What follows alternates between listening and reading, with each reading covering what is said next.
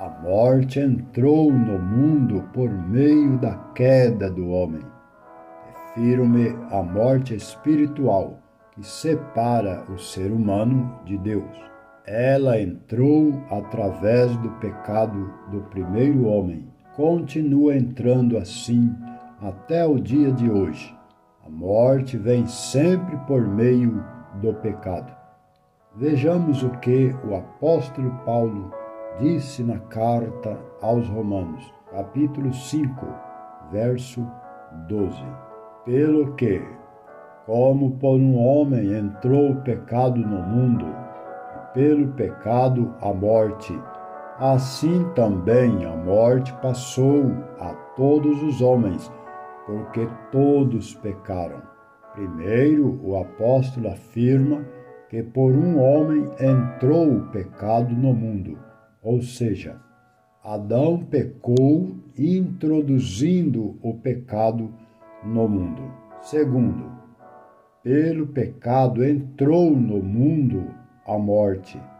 A morte é sempre resultado do pecado.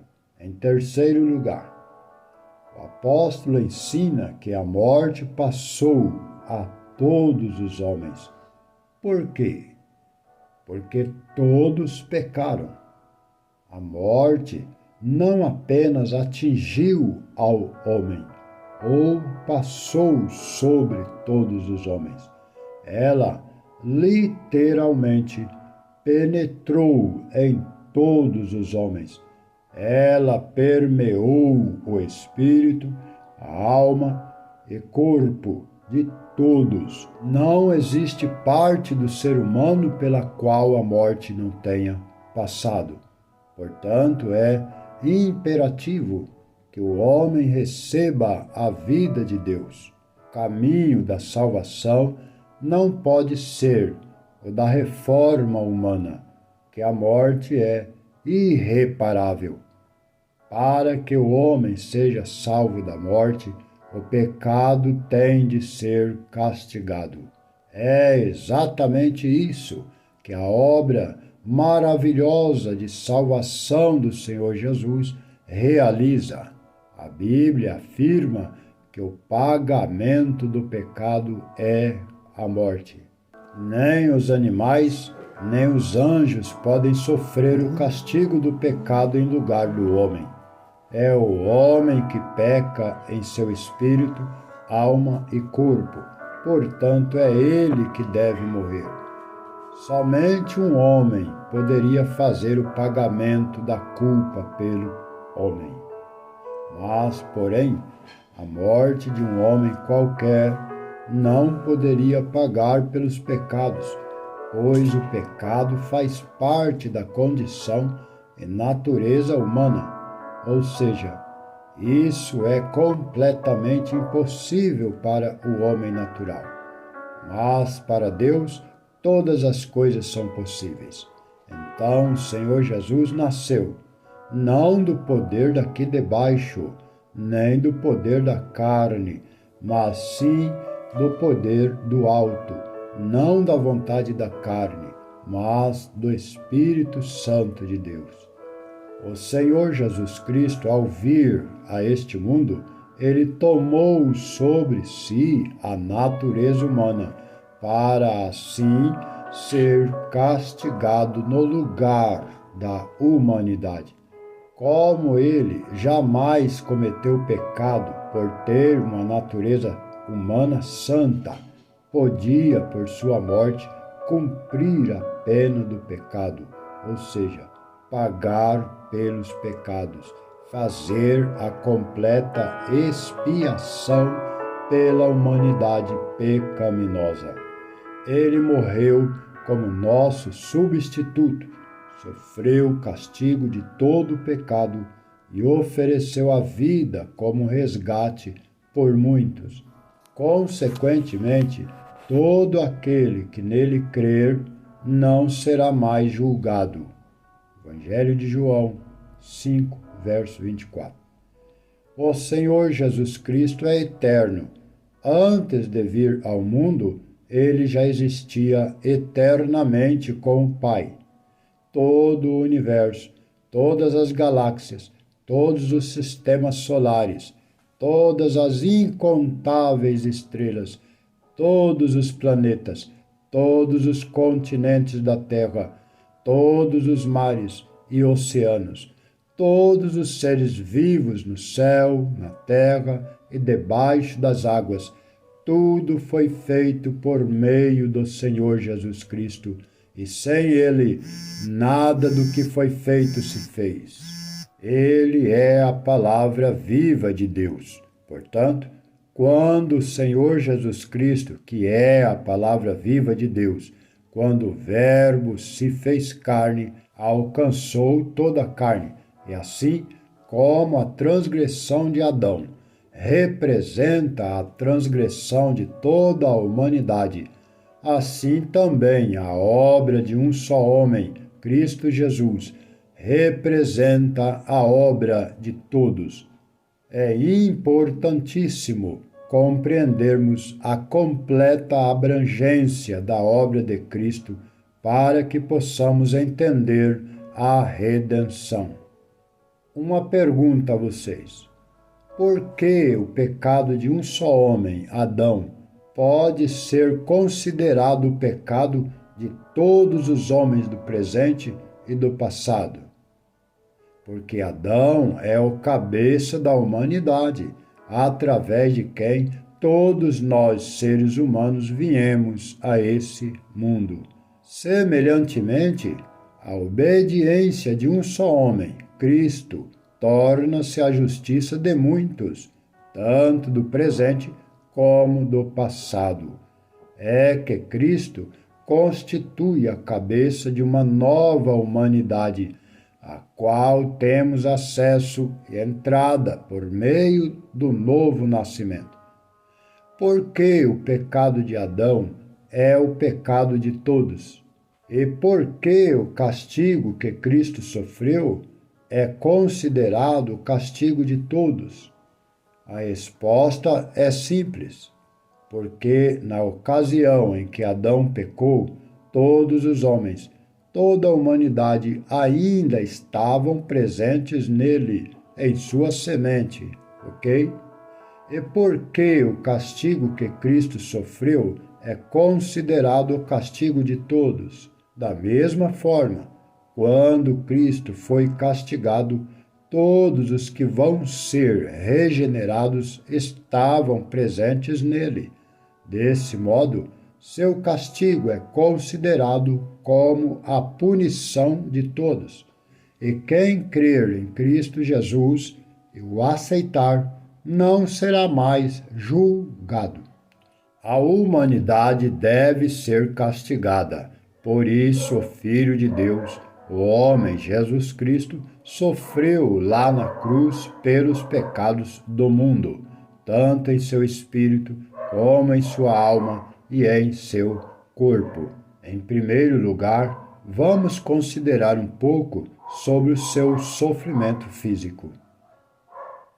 O homem peca através do corpo e nele desfruta temporariamente dos prazeres do pecado.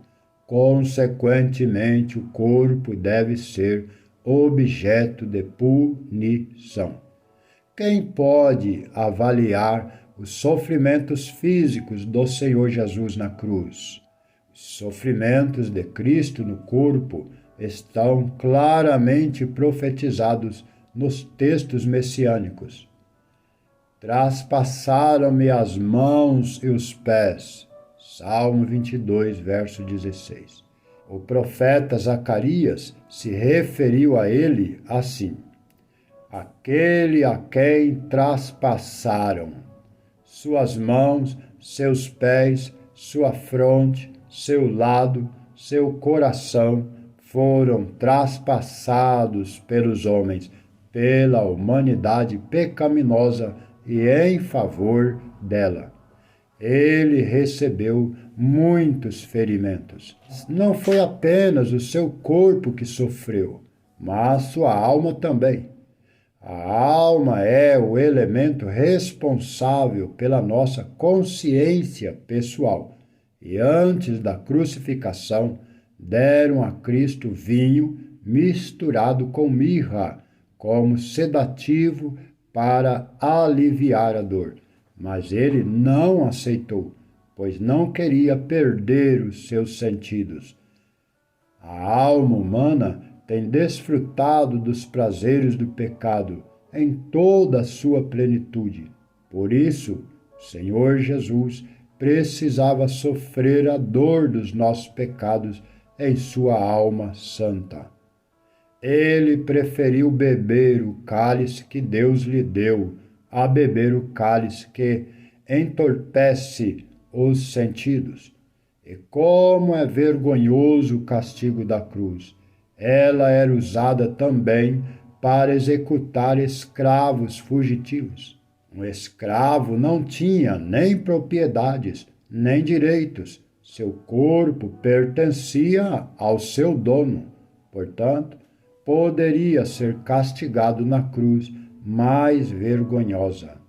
O Senhor Jesus tomou o lugar de um escravo e foi crucificado. O profeta Isaías o chamou de o servo. O apóstolo Paulo também afirmou em sua carta aos Filipenses que ele tomou a forma de escravo. E como escravo, ele veio para livrar a nós que estamos sujeitos a uma vida inteira de escravidão ao pecado e a Satanás. Somos escravos das paixões, do temperamento, dos hábitos e do mundo. Somos vendidos ao pecado. Contudo, ele morreu por causa da nossa escravidão. Ele levou sobre si toda a nossa vergonha. O apóstolo João, capítulo 19, verso 23. Os soldados tomaram as roupas do Senhor Jesus. Portanto, ele estava quase nu quando foi crucificado. Essa é uma das vergonhas da cruz. O pecado tira nossa bela roupa e nos deixa despidos, assim como aconteceu primeiro com Adão e Eva lá no jardim do Éden. O Senhor Jesus foi despido diante de Pilatos e novamente no Calvário. Como será que sua alma santa se sentiu diante de tal afronta? Ninguém jamais poderá avaliar o grande sofrimento por que passou a alma do Salvador na cruz. Muitas vezes avaliamos seu sofrimento físico, mas não atentamos para o sentimento de sua alma santa. Uma semana antes da Páscoa, ele disse: "Agora está angustiada a minha alma." Evangelho de João 12, verso 27. Isso é referência à cruz. Quando ele estava no jardim do Getsêmani, novamente afirmou: "A minha alma está profundamente triste até a morte."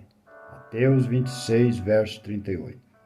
Se não fosse por essas palavras, nunca saberíamos que sua alma santa havia sofrido.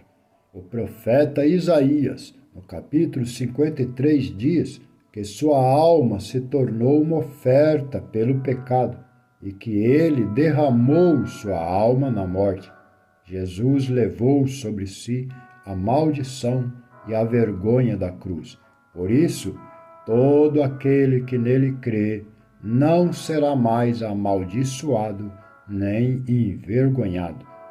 Mas o Senhor Jesus Cristo sofreu não só em seu corpo físico, em sua alma, mas também em seu espírito. É pelo Espírito que temos comunhão com Deus, porque Deus é Espírito e é necessário que os verdadeiros adoradores o adorem em espírito e em verdade. O Filho de Deus era santo, irrepreensível, imaculado e separado dos pecadores. Seu espírito achava-se ligado ao Espírito Santo, existindo entre eles perfeita unidade.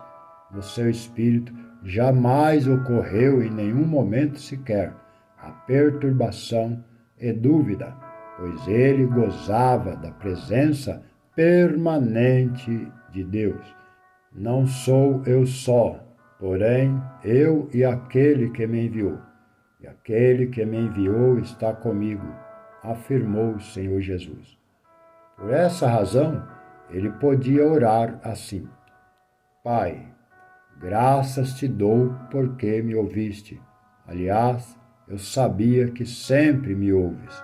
Porém, quando ele se encontrava pendurado na cruz, e se houve um dia em que o Filho de Deus precisou desesperadamente da presença do Pai, esse dia foi ali na cruz, quando ele consumou a obra pela qual o Pai lhe enviou.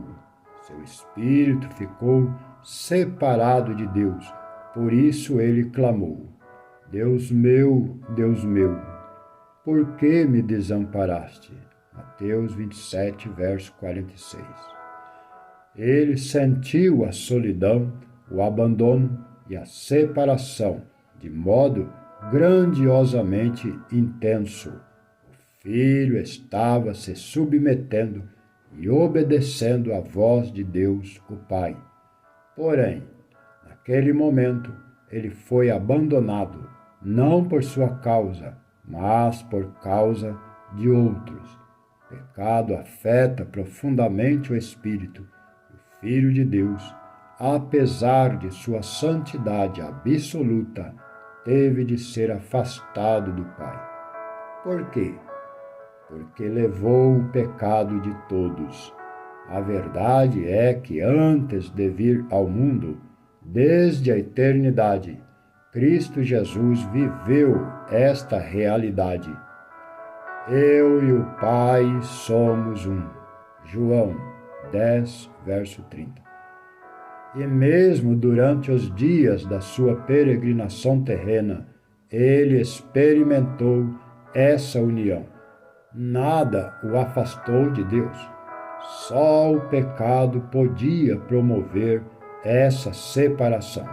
Embora se tratasse do pecado de outros, Senhor Jesus teve de sofrer a separação espiritual por nós, para que nosso espírito pudesse retornar para Deus. Diante da morte de seu amigo Lázaro em Betânia, Jesus deve ter pensado na própria morte que se aproximava. Por isso, agitou-se no seu espírito e comoveu-se. João 11, verso 33.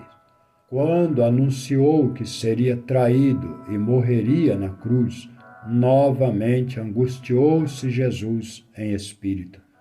Foi por isso que, ao receber o castigo do Calvário, clamou: Deus meu, por que me desamparaste?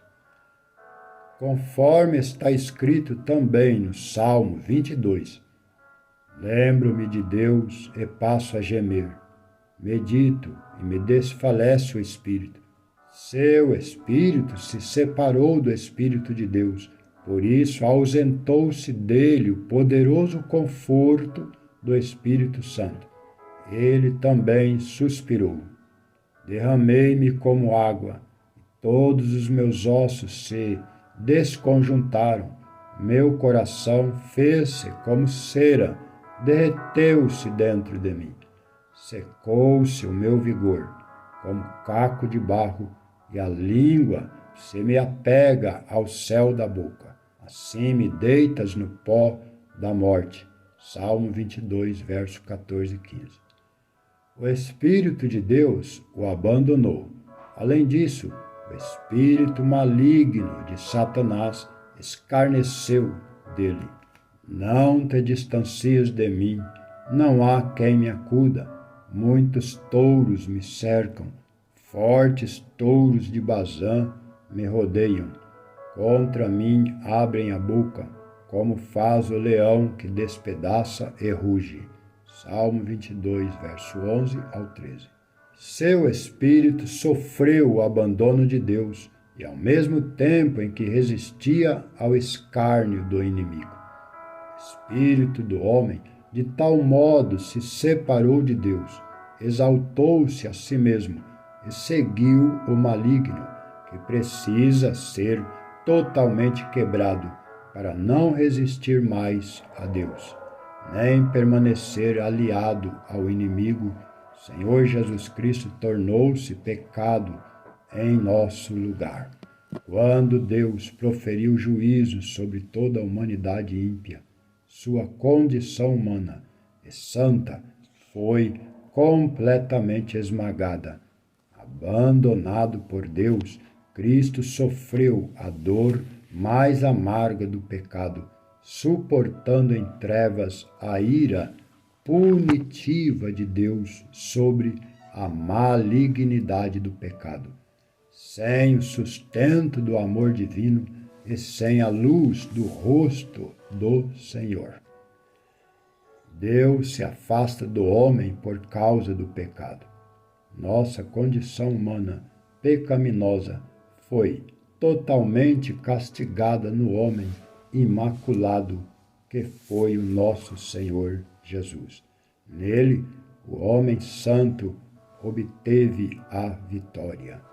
Todo o castigo endereçado ao corpo, à alma e ao espírito dos pecadores foi descarregado sobre ele.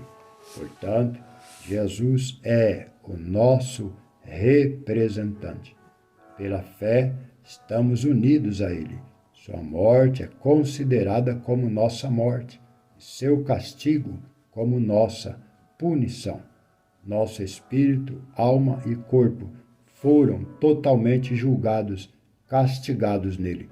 É como se a punição tivesse sido aplicada diretamente à nossa pessoa. Agora, pois, já nenhuma condenação há para os que estão em Cristo Jesus. Romanos 8, verso 1. Foi isso que ele fez por nós, e hoje é essa nossa situação diante de Deus. Porquanto quem morreu está justificado do pecado. Romanos 6, verso 7. Essa é a nossa condição. Já morremos no Senhor Jesus. Agora apenas aguardamos que o Espírito Santo transforme esse fato em experiência. É através da morte e da ressurreição do Senhor Jesus que o Espírito Santo de Deus nos comunica a natureza divina. Temos em nós a mente de Cristo. A cruz leva sobre si o castigo do pecador e proclama sua total falta de mérito. Ela crucifica o pecador e dela flui a vida do Senhor Jesus. A partir daí, todo aquele que aceita a cruz nasce de novo pelo Espírito Santo e recebe a vida do Senhor Jesus. Refiro-me à cruz de Cristo. O Senhor Jesus Cristo é a tua e a minha única esperança de salvação. Você vai aceitar Ele agora mesmo em vida? Então, fale estas palavras juntamente comigo. Senhor Jesus, eu creio que a sua morte foi em meu lugar. Creio que o Senhor ressuscitou e está vivo. Me arrependo de todos os meus pecados. Eu te aceito em minha vida como meu Senhor e único Salvador. Escreve o meu nome no livro da vida. Bem, este é o vídeo de hoje. Eu sou o pastor Rubens Ferreira. Você que está aceitando a Cristo como seu Senhor e você que está reconciliando com Ele. Em nome do Senhor Jesus, seja muito bem-vindo à família de Cristo. Deixe o seu nome e país aqui nos comentários para me orar por você. Procure aí em seu país uma igreja evangélica mais próxima de sua casa. Fale ao pastor que você é um novo seguidor do Senhor Jesus para ele te ajudar. Então, não se esqueça de inscrever-se aqui no canal e compartilhar essa mensagem com mais pessoas. A paz do Senhor Jesus a todos vocês Amados irmãos e irmãs, Deus abençoe a vocês e a sua querida família.